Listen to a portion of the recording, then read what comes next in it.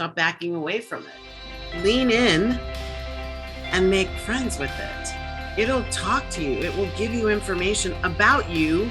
Allow yourself to get quiet and just say hello. I know you're trying to get my attention. How do I know that? Because you've come up over and over and over and over. I'm listening. Welcome to Women We Should Know with international speaker, mindset reset mentor, author, and your host, Leslie Michaels. With audacious honesty and candor, the Women We Should Know podcast presents the wisdom and life-empowering insights of women who are the embodiments of innovation and social evolution.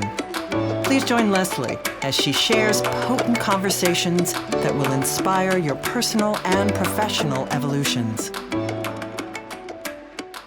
Welcome back to Women We Should Know, the podcast where we consistently bring you the voices and the faces, the creative initiatives, the audacious actions of women who are coloring outside of the lines, who are challenging the status quo by refusing to get into boxes that were created by someone else, and who are carving new paths, and they are leaving a torch on for us to be able to follow.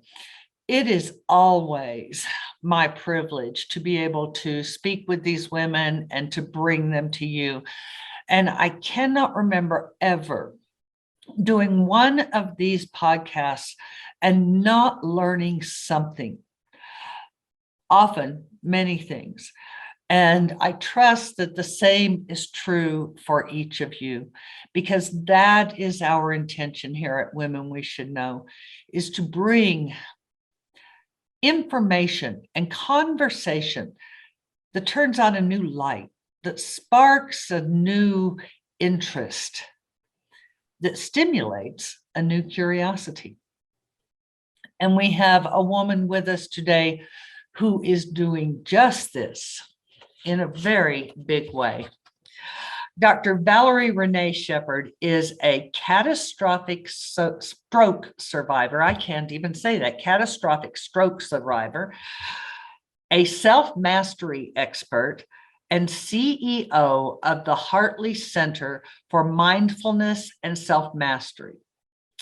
She helps people transform their lives from the inside out. Now, you know I love that, because those of you who've been with me for a while know I'm always talking about the fact that this is an inside-out journey.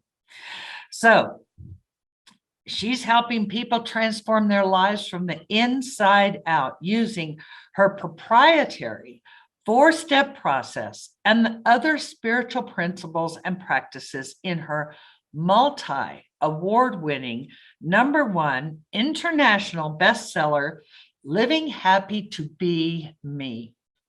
Don't worry about it if you're jogging. You don't need to write that down. I'll have it in the program notes. Dancing Your Soul Light Style. Be able to go to the program notes, get a link to that. Valerie received her PhD in Consciousness and Human Potential in 2021 and is on the board of the Evolutionary Business Council. She is a member of the National Society of Leadership and Success and a recipient of its Excellence in Service Award. Now just wait for this. Other recognition includes the 2021 Barbara Max Hubbard Outstanding Evolutionary Leader Award. Who hasn't heard of Barbara Max Hubbard? And if you're as old as me, you've heard of her for a very long time. She is a leader, a great leader. Valerie also received the 2020 Platinum Membership Award. She is frequently a featured guest on podcasts like this one, radio and television shows, as an expert on leadership, fulfillment, and happiness. And she has led multiple Sunday services and facilitated multi-day workshops at Unity of Tustin in Tustin, California. Now, as all of you know, we've been talking for a while now, a little over a year, about the fact that we have to change the way we look at leadership, because women are inherently empathetic. Women are inherent bonders. So we have to bring our spirit to the experience as much as we bring our intelligence, our emotions, our skill set, and our training. And this is exactly what Valerie helps people to do. So without further ado, I am so pleased and honored to introduce you to Dr. Valerie Rene Sheppard. Hi, Valerie. How are you? I am fabulous, Leslie. Thank you so much for having me. And I just want to carry you everywhere I go so you can read my introduction before I enter the room. Great job. Thank you so much. You are so welcome. Well, I am sincerely enthusiastic about the women that I have the privilege and honor not only of having conversation with here in this podcast, but who I have the exceptional honor of being able to share your voices with all of the listeners who are tuning into this podcast, because you have so much to share. Now, before we get going, I have a little Leslie tradition. Okay. What is one thing that is not in your bio that you'd be willing to share with our listeners?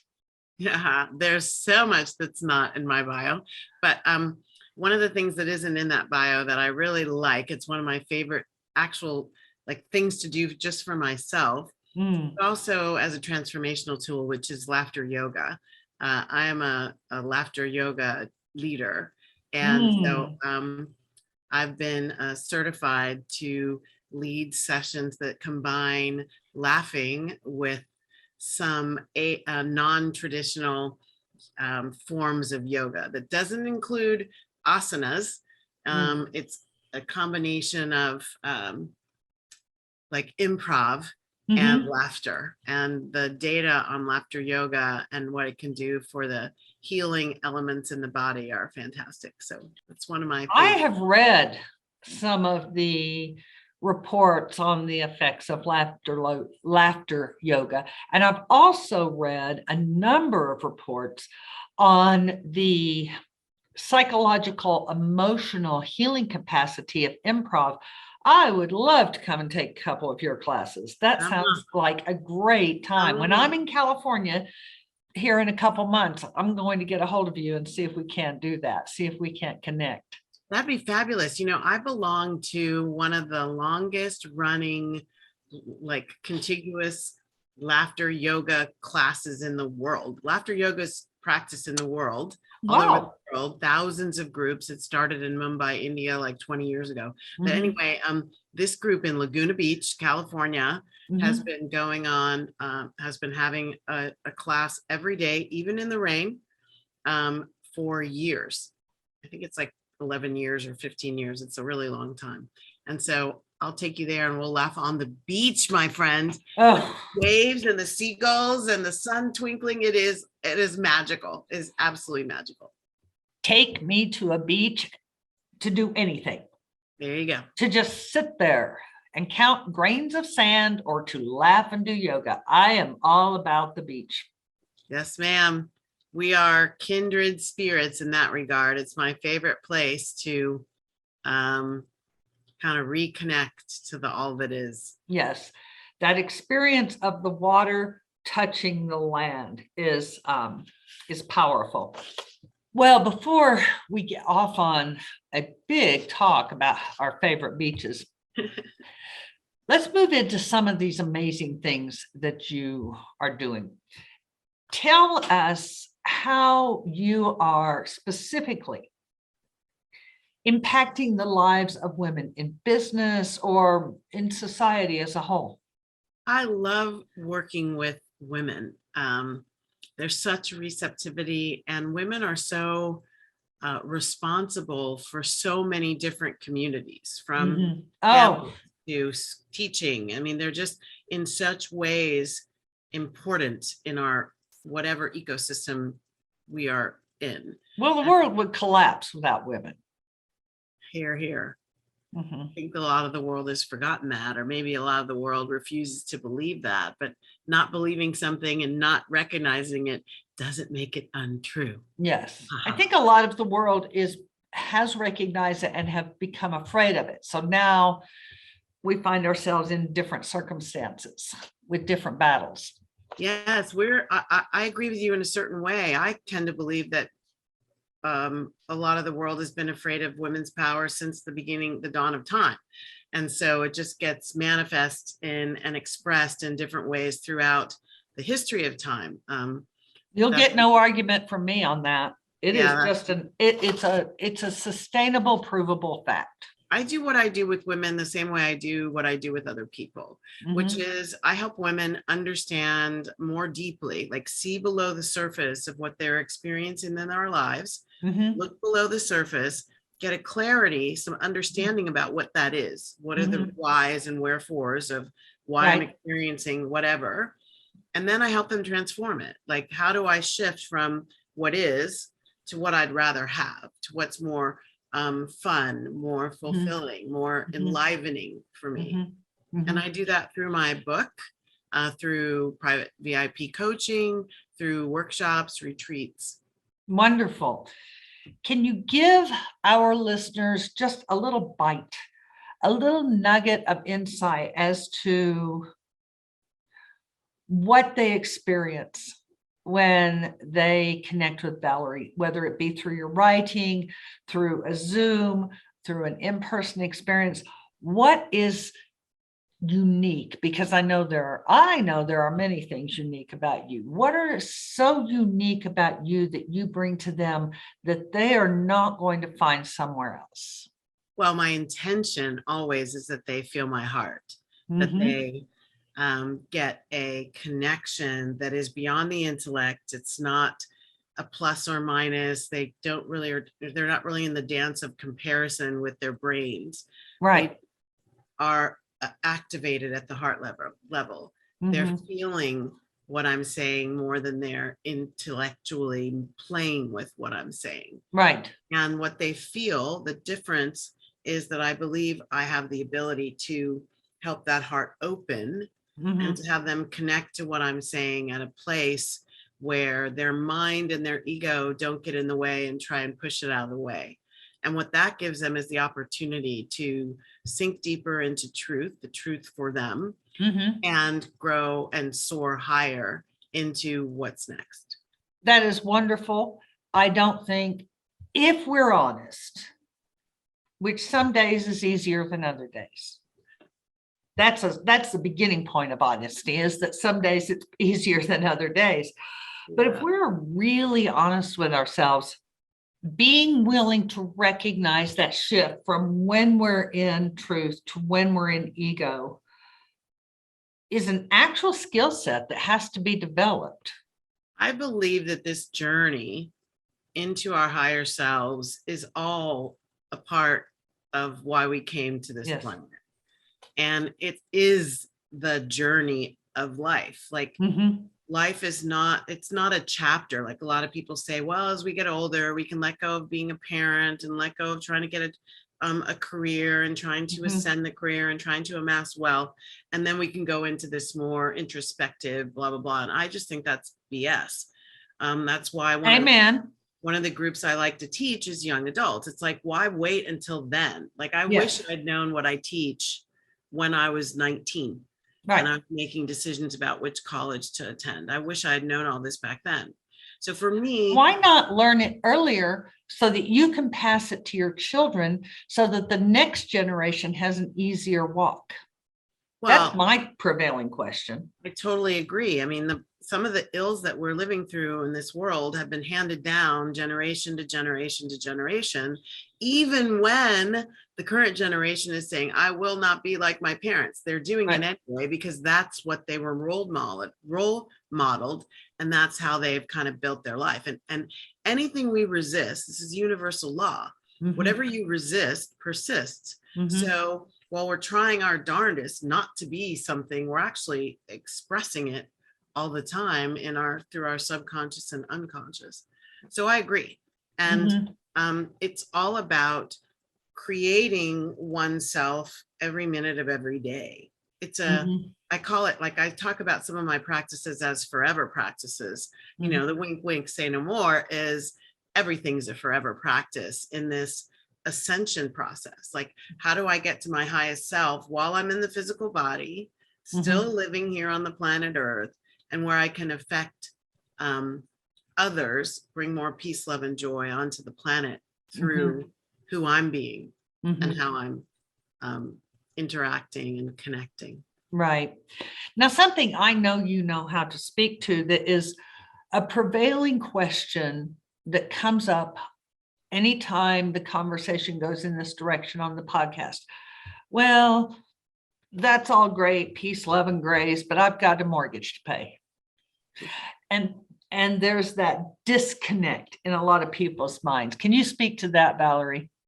Sure. The dynamics that we think are the drivers of our lives, that we hold so important, that's just conditioning.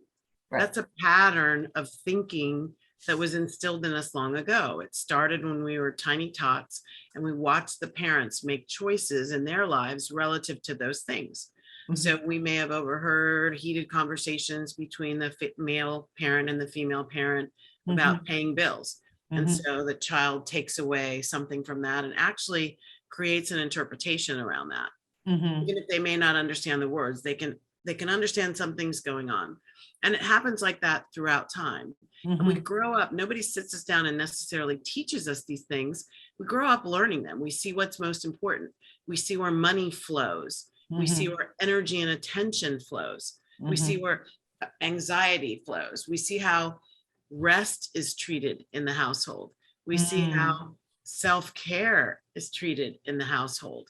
We understand how play is relegated to after you do your homework. If there's time. Right.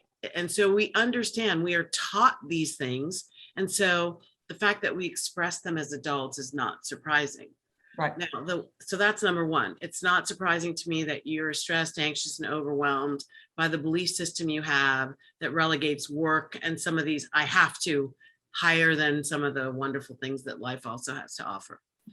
So the thing is, how do you unhook from that? The divine promise is that you have everything you need. It's a matter of activating it. How do you activate? So when you mention living from the inside out, that's a belief system that says your answers, your capability, your delight, your fun, all those frequencies are inside of you waiting to be expressed.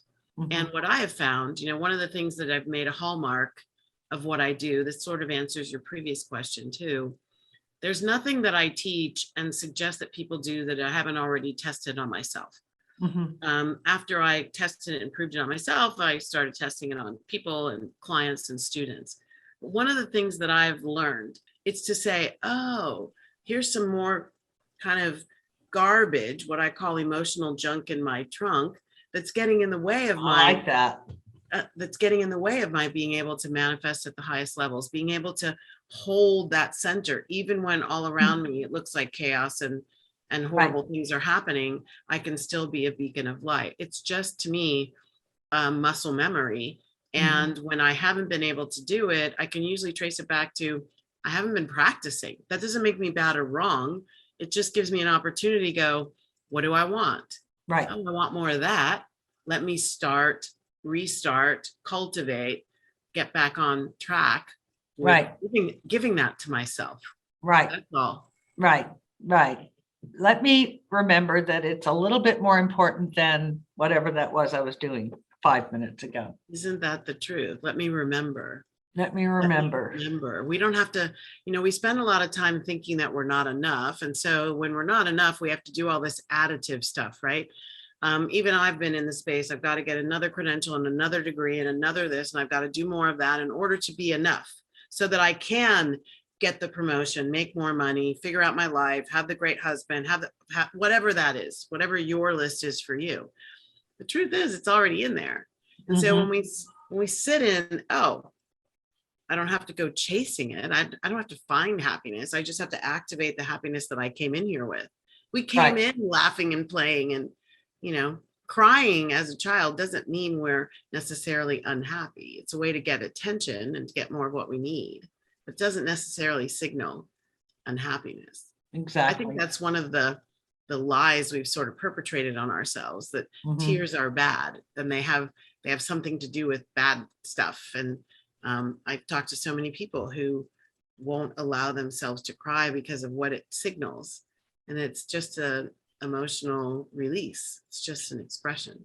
I understand those people. Grow up with a British mom, as I did. I have 2 points I want to speak about, kind of unpack within what you were talking about. First of all, I've read so many different studies, opinions, research papers on the DNA contribution to our negative, also our survival and positive, but to our negative fear-based thoughts, practices, habits. Where do you land with that? Historical legacy trauma, as I call it, is definitely scientifically proven. Yes. That we all, every single one of us, are carrying good and difficult, good and traumatic from our ancestors. And so, and they're showing it with young children today in the 21st century, tied to war veterans who have PTSD. And how does it skip a generation and show up in a child who's never really been with that war veteran? Right. So yes, I truly 100% believe, and I know for a fact, I know for myself that I carry some of the traumas of the ancestors. I'm wearing ancestral attire right now. I got up this morning, and as I was asking, what should I wear? I could feel the ancestors, so I put this on. It's interesting that you asked this question. I believe we carry their joy. Like, I know the dances of the ancestors, the drumming of the ancestors, the joy of life. So I know for a fact that my ancestry is in me, and it shows up in difficult ways. It shows up in times when I'm feeling really sorrowful. Something will trigger a memory that isn't my memory. And so for me, it just feels like intense sadness or longing or hurt. And sometimes it's rage, anger, and hate.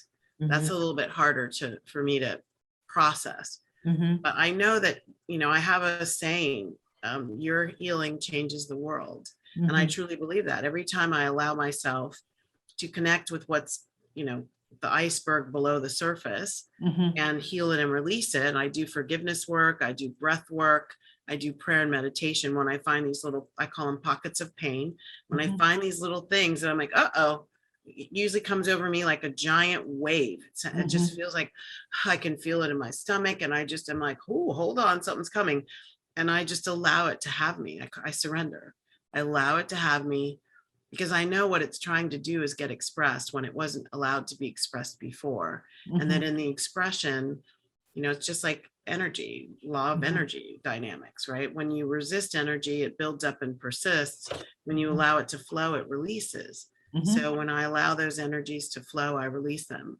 In a collective consciousness, that's how I deal with it in my system. And that's where I feel like in my private system, I'm getting a lot more freedom and a lot more flow. I believe in collective consciousness, however, we have a lot of stuck ancestral energy that is wanting to be transmuted.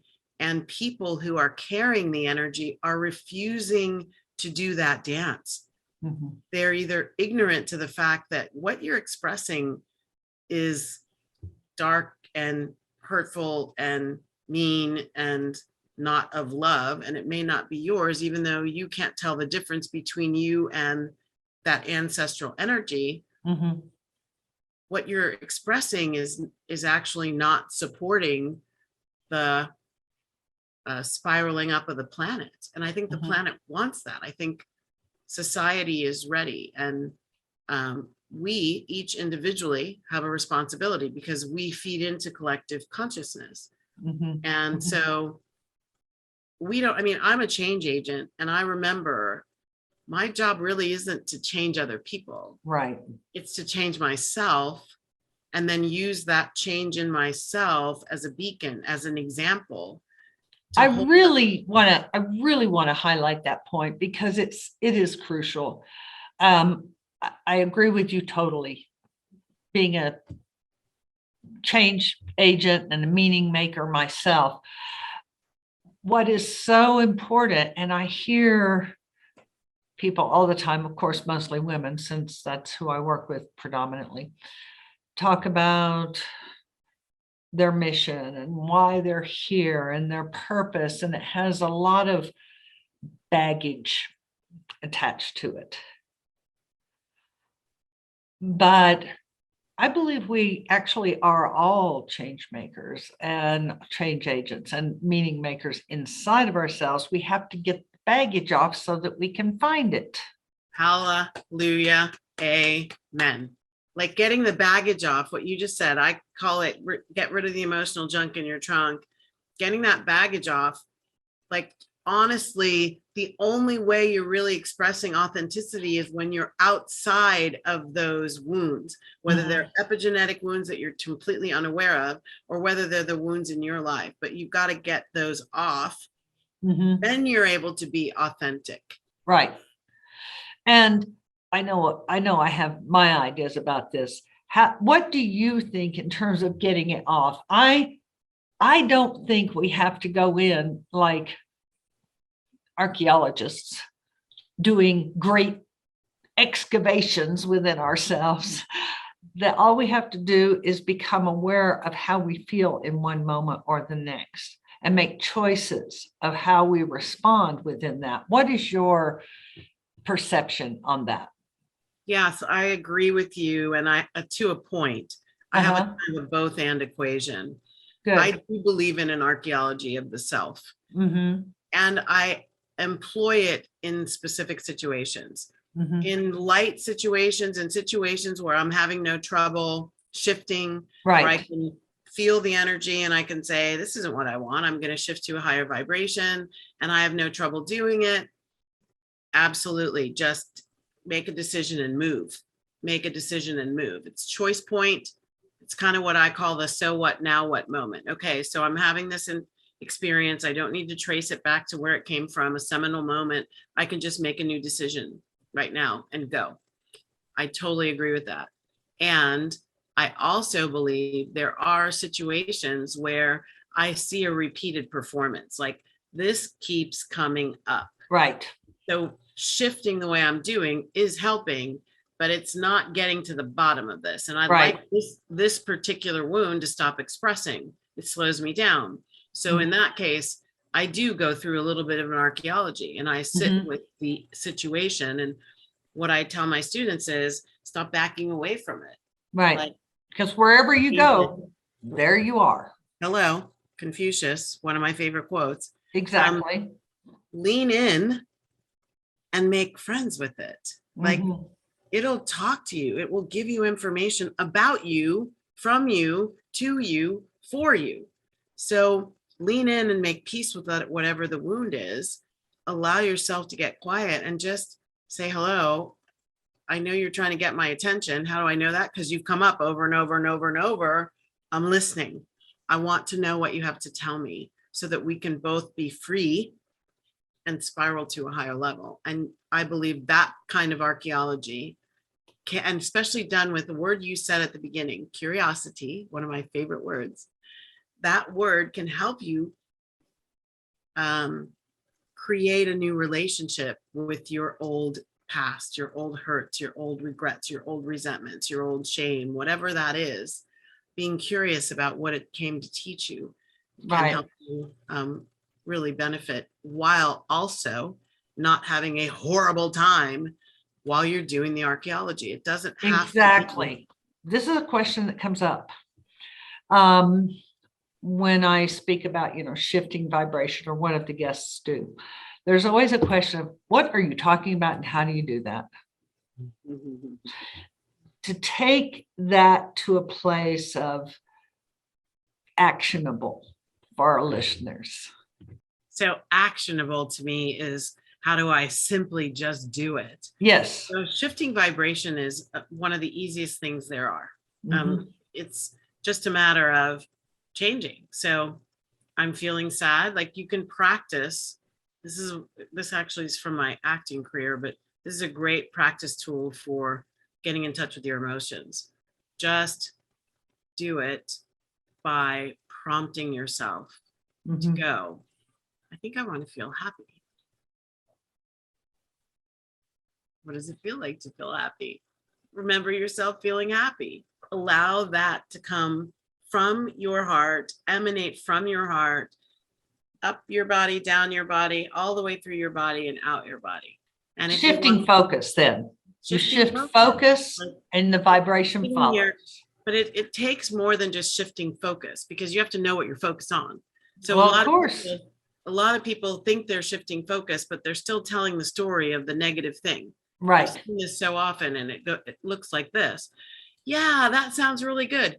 But so there's the first thing. You just shifted right back. But means cancel out all that stuff. And now I'm going this way. And they'll talk a minute on the good stuff and 10 minutes on everything after the but. That's the problem. So we have to catch ourselves in our own butts. That's right. Catch ourselves butting. And we have to immediately, like I like using a sound to break the cycle, like to really wait, I'm not going there. I'm going back over here. Oh, stop it. I've got to stop. Like, do you I love that, using that simple sound application. Yes. And the other thing is I can put it on a timer. Like I do believe, I'm not suggesting being Pollyanna. I'm suggesting move the energy, make a choice. So there are times when I need to get the anger out. I need to rant another minute. And so I will put my phone on a timer. I'll give myself a minute. Or if I'm talking with a friend, I'll say, okay, I'm turning on the timer. We can rant for 2 minutes and that's it. Then we've got to do a cleanup job here. And I like consciously make the decision. Ranting is what I need right now. Crying is what I need right now. Thinking I'm a victim is what I need right now. Being angry. Then I'm going to make a choice for a higher vibration. And I'm going to take myself there. And there are things I do. So laughter is one of them. Silence and meditation, where I do a heart soak. That's a heart math technique, bringing things that are troubling me. I love heart math. Me too. Bringing them into my heart and flooding them with gratitude. There are a number of, forgiveness is one of my favorite ones. Gratitude. There are a number of ways to shift low vibration energy into a higher vibration. I mean, frankly, if you can just come out of what's low vibration into neutrality, like you don't have to go from there to here. You could just. That is such an important point. Such an important point. Just sometimes we can't leap all the way across the pond. Nope. But if we can stop drowning and just sit on the bridge in the middle. Right. It's soaked with our hair hanging down, That's with right. our makeup dripping. Just sit there and go, just oh, okay, here's where I am. Yeah. This is where I am right now. Yeah. That is a bridge too far, but I'm not going back down there. Right. But I'm going to just hang out right here and breathe, and then notice if something tries to get your attention. We're not really taught that. We're not taught that. I think that sets up a lot of people for failure. And then they kind of downward spiral because they think they're the failure. Well, if this person is good at what they do and I'm failing, so it's not that. It's not the technique. It's that I'm a failure. So it doubles down on negative for that individual. And I think it also makes people not necessarily want to do it. Like, I'm working on a book right now around stress, anxiety, and overwhelm. And the coping behaviors that we have taken on thinking they're the solution have become such a crutch across society that people can't tell where they are. The more deeply you understand who you are and why your journey is your journey, like what is this like this for, the more you'll understand that what is a place of pause that may be like frustrating. I don't want to pause. I want to keep going. But the deeper you go into understanding yourself and your life, the more you'll notice that what you're calling a place of pause is a destination. It's like Right. you're at a point in your life where, oh, this is where I get to do A, B, C, and D. And I it's get no to longer stop and about, enjoy this place. right. And it's no longer about Z. It's about here, I'm at Right. A, B, C, and D. And this Right. is cool. And then you'll get a feeling and you'll say, okay, I think I'm done with those. I think I'll Right. do D, E, and F now. And if we could live our lives that way, we can get to the place where we can notice. And I'm still on this journey. Like I'm really coming We clear all are. on my impatience and my, people say life is a journey, and I've said that 1,000 times. And I'm really getting clear on, I don't believe that crap. I don't want the journey. I want the destination. Yes. And how I've been reprogramming myself to like stop trying to fly through my life to get somewhere and be where I am right now and see what my life has to offer where I am. And what I've noticed is my happiness has gone way up. Yeah. My feeling of being behind in my life has gone way down. My idea. You are the first person I have ever heard say those words about that feeling of being behind in my life. I have lived feeling like I was running behind my life. Yep. I really appreciate you mentioning that, because I know we're not the only two. I just don't think people speak about these things, and they're important to language and name. Yeah. And I think it helps us get rid of this idea that life is this linear journey, and it's a spiral. And, I think it was Rumi who said, straying marks the path. So the little detours that we take are just creating the path. Yes. And we don't need to think of them. Like people said to me after the stroke, you'll get back on track. You'll get your life back.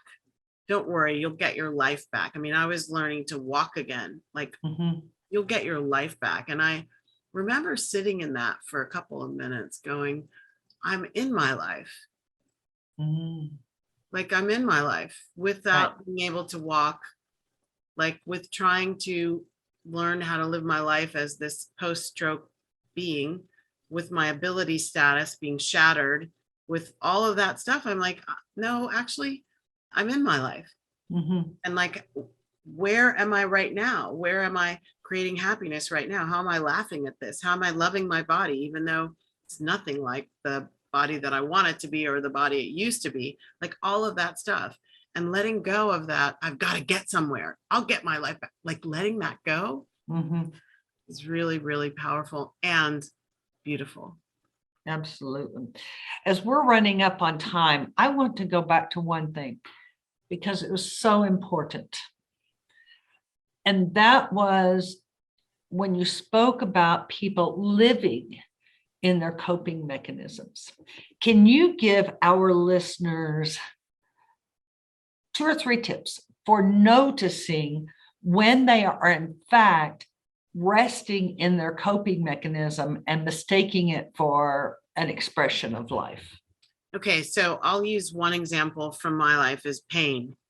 So a lot of people are afraid to acknowledge that and I'm not talking about emotional pain. Well, I could talk about both emotional pain or physical pain. So when we have those things and the coping behavior is, I'll self-medicate.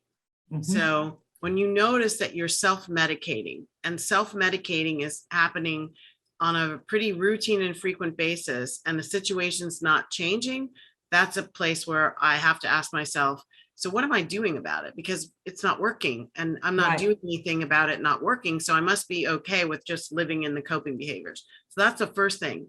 Notice the routinization and the frequency of the things you do to get by, as opposed to get superiority over. And self-medicating is not just opioids. No, I mean, it's sex, Yep. other drugs, it's alcohol. For me, it might be food. It might be also ignoring important things and just being too tired. There are a number of ways that we kind of distract ourselves. So coping behaviors are often, you can find them in your life when you see yourself turning away from something that needs your attention and you're distracting yourself with something over and over and over again, whenever that thing shows up, that's a coping behavior. And then that thing is still there. Like some people just avoid. If I don't see it, it doesn't see me. And that's not true with a lot of things in our lives. And so noticing that is really important. So I want to talk to women, especially about this one. My mother was a battered wife. And domestic violence is a place where women are often in their coping mechanisms and not really noticing that they've turned away from serving themselves. They've turned away from self-love and self-care, self-awareness, and they've created a way to cope with that anger or that meanness that keeps the peace, but it doesn't change that anger or that meanness. Right. And so when you're coping, the situation that you're trying to cope with isn't changing. So that's one of the ways that you know. So number one is I've created some kind of crutch and I'm constantly using it. The situation isn't changing. And then the other way you know is just look at the situation. If I'm doing all this stuff and the situation's not changing, why am I doing this stuff? Like the stuff is about making me okay with it. Now, in certain cases, coping behaviors are critical, like a job that you can't leave. Right. I get it. You got to have coping behaviors. However, at that point, what we have to notice is how much can we change about the situation that we can't walk away from. So until I can walk away, I need to make this better as best I can on the outer edges, however I can, so that I'm not stuck doing coping behaviors that'll eventually disintegrate. They always eventually stop working. Yes. They become impotent. And then you're just finding another one. So yes. And then you have to escalate in coping mechanisms. And then it's one piled on top of the next. Yes. Thank you for speaking to that. That's an important thing for us to notice. Mine is binge watching. I don't even own a television, haven't had television in 35 years. But if I'm searching around for a streaming network and binge watching some stupid show that has no relevance to anything, I know I'm in my coping mechanism. It's good to know. It's really important. I mean, I would love to agree with you, but coping behaviors are not things I leverage too often anymore. I'm really about, if I have to remove myself from a situation, I just do it. That's you know, I have that freedom. I created that in my life on purpose. So but I tell you why I do binge watching silly, frivolous shows, because it's a part of my freedom and happiness equation. And I actually love it. So I keep that in as a part of my get more fun and joy into your life. Well, good for you. Yeah, I don't do it often, but which is probably why it's so easy for me to notice when I am doing it. Maybe once a year, I'll catch myself. Oh, here I am sitting here binge watching again. And I will say this last thing. It's not about noticing them. It's not about noticing how the world is letting you down and how all the crap that's going on out there. Because guess what? There will always be something going on out there that doesn't fit your model of how the world should work or what's beautiful and loving. So it's all about, how do you change you? Yes. Yes. Are you responding? Are you flowing? Are you just reacting all over the place? Exactly. Spastic reacting is what I call it. Very good. I love that. Thank you, Valerie, so much for being with us today. I appreciate everything you shared. Now, women, as I said at the beginning, I'm going to put Valerie's contact information. I'm going to put links to her books, links to her social media, everything she'll let me make public. I'm going to put it out there and make it public because I'm just that kind of woman. Yes. And so go to the program notes, like and subscribe, like this episode, subscribe to this episode. And here's another thing. Who do you know? Who do you know who would truly benefit from any 1, 2, or 6 things that Valerie was sharing today? Well, share this episode with them. They'll either watch it or they won't. but you will have taken a step toward being in service to another woman. And that is what we're all about here, is being in service to each other. Yes. So yes. yes. I am sure each of you got wonderful nuggets that you'll carry forward, stick in your pockets, and pull out later to roll around to see, what does that mean to me? What does that mean to me? What does that tell me? What does that provoke me to ask myself? And so do that, enjoy that, and share that opportunity. Thank you again for tuning in to Women We Should Know. Thank you, Valerie, for being with us. And as you go forward with your day, remember, you are stronger and wiser than you know. Thanks for tuning in, everyone. We hope you received inspiration for expanding your own social innovation and influence. Help us inspire others by sharing this episode and leaving your comments over at lesliemichaels.com/podcast. For more tips, insights, and support in creating a fully audacious, professional, and personal lifestyle you love, visit our Women We Should Know community on Facebook.